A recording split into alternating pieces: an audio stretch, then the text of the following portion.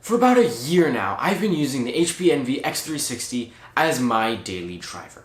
And it's a great laptop. It's got great performance, reliability. I've had no problems with it. Well, except for one. This.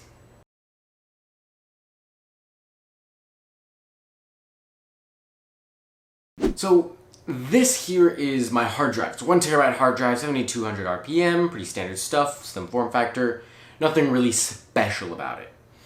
Unfortunately, my laptop did not have an SSD option when I bought it, so I made the compromise of going with a hard drive in order to get all the other benefits like the great performance, form factor, and cost.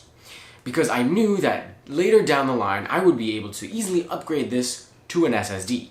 And it was. It was a very easy process to replace this with an SSD, and I'm going to show you how right now. So, you're going to need some things to be able to perform this upgrade. First of all, you're going to need a laptop that has a hard drive in need of an upgrade. Check. Second, you're going to need the proper screwdriver and bits to open up the laptop. Check. Third, you're going to need an SSD to put into the laptop. Check. And last but not least, this is possibly the most important, you're going to need a USB to SATA adapter. Now, if you are upgrading with an M.2 SSD, then get the proper adapter for that. But for this purposes, I'm going SATA only. Now, when buying your SATA adapter, there are two possibilities, and which one you go with will determine the entire rest of the procedure. Option 1, you get one of these. This is a Corsair cloning kit that is specifically meant for this purpose. It comes with the adapter and a disk that has special software on it to help clone your drive and migrate all of your data. If you get this option, it's very simple. It's essentially plug and play. Plug in the SSD, run the software, replace the SSD into the laptop, and you're done. Simple. Option 2 is you buy the SATA adapter by itself. I would only really recommend this if there is a substantial price difference. Like if it's $5 for the adapter and $20 for the kit, maybe you can go with the adapter. If it's about the same price, I'd just go with the kit, ensure that it will work. Now, if you choose to buy just the adapter by itself, don't worry, you don't have to buy additional software. There is free software available, and I'm going to show you how to use it. Now, this is the option I went with for a few reasons. First of all, so that I could make this video. And second, because the IT guy at my school didn't find this until we, found it in the network closet while doing other stuff. And I was already done with the procedure. Yep. But anyways, now I have a better video for you guys. So, the first thing you want to do is plug in your SSD into the laptop. Awesome. Then open Windows Partition Manager, and there should be a pop-up that's saying that you need to activate the drive or whatever. Do that, and then format the drive. Next, you're going to download a software called Minitool Partition Manager. It's a free software, free to download, and it is very easy to use. Once you are in the software, click Copy Disk, and follow the on-screen steps. And then once you press go, it should be off to the races. But wait! It gives you an error message. Because, the hard drive you're trying to clone is being used. So you can't exactly copy it all if it's in the middle of being used and data is constantly changing. So, what it suggests you do is you restart the system into its software, and then it will run outside of the operating system, clone the drive, and everything will work flawlessly. Now, when you're doing this, be sure you don't restart the computer normally. Do it through the software. We'll give you a button saying restart now. Press that, restart, and then you really are off to the races. Once it reboots, you're essentially done.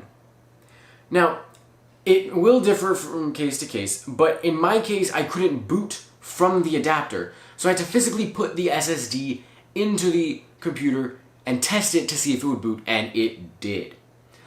Although there was one problem with the copy, It didn't copy over the recovery partition, that's the only one it didn't. That was an easy fix. I just shrunk the main partition so I had an unallocated space that was the same size as the old recovery partition, copied just the one partition using the same software, and then it worked easy.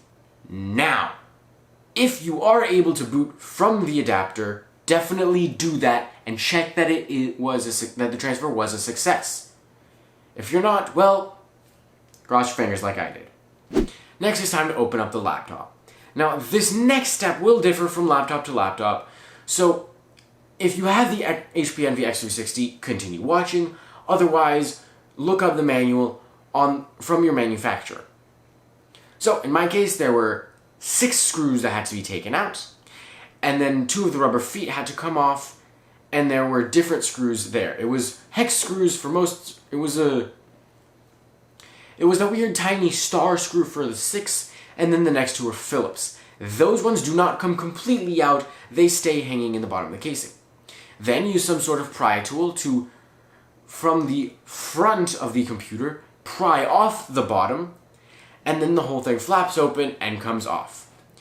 Next, you want to disconnect the battery, and this is no matter which laptop you have, you first want to disconnect the battery, and then you can use, in the HP Envy x360, we're back to just that, 2 screws, still Phillips head, to remove the hard drive cage. Once that's out, unplug the SATA connector, and there should be 3 or 4 screws, mine had 3, yours may have the full 4, and remove the hard drive from its cage. This cage serves 2 purposes. 1, it acts as a mount to mount the hard drive into the computer, and 2, some static shielding. After that, put the SSD back in where you took the hard drive from, put the cage back on, plug in the battery, and test. If you have not been able to test before, mine was a success. If you were able to test before and you know it was working, then you can put the casing back on, screw everything together, and then turn it on normally. Now, at least in my case, and this should be the case in most laptops, when you disconnect and reconnect the battery, it clears the CMOS and it will let you know. So just press enter or whatever it is on your laptop to reboot the system normally, and it will be fine. If you have any custom BIOS settings, wait until you boot, then restart and go into the BIOS settings and change them again. That's what I had to do. And that's it. You're done upgrading your laptop's hard drive to an SSD. See, it was very easy. And the longest step is just waiting for it to copy.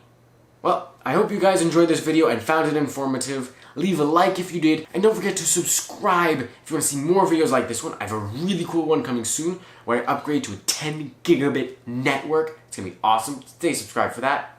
And go check out solidstateblog.com for all the written content. And yeah, that's it for this video. I will see you guys in the next one.